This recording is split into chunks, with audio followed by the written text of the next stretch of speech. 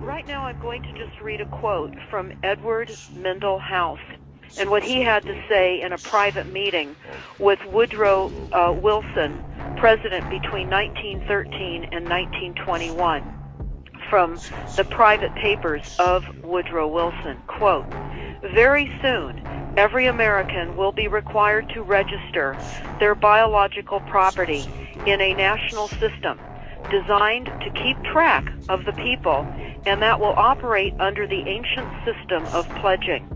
By such methodology, we can compel people to submit to our agenda, which will affect our security as chargeback for our fiat paper currency. Every American will be forced to register or suffer not being able to work and earn a living. They will be our chattel, and we will hold the security interest over them forever by operation of law merchant under the scheme of secured transactions.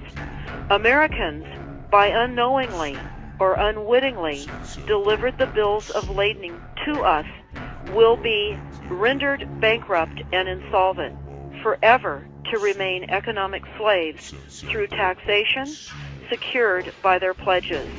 They will be stripped of their rights and given commercial value, designated to keep us a profit that will be none the wiser. For not one man in a million could ever figure out our plans, and if by accident one or two would figure it out, we have in our arsenal plausible deniability. After all, this is the only logical way to fund government, by floating liens and debt to the registrants in the form of benefits and pledges. This will inevitably reap us huge profits beyond our wildest of expectations, and leave every American a contributor to this fraud, which we will call social insurance.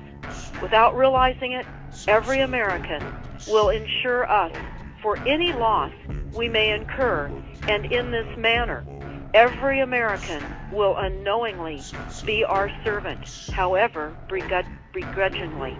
The people will become helpless, without any hope for their redemption, and we will employ the high office of the President as our dummy corporation to foment this plot against America.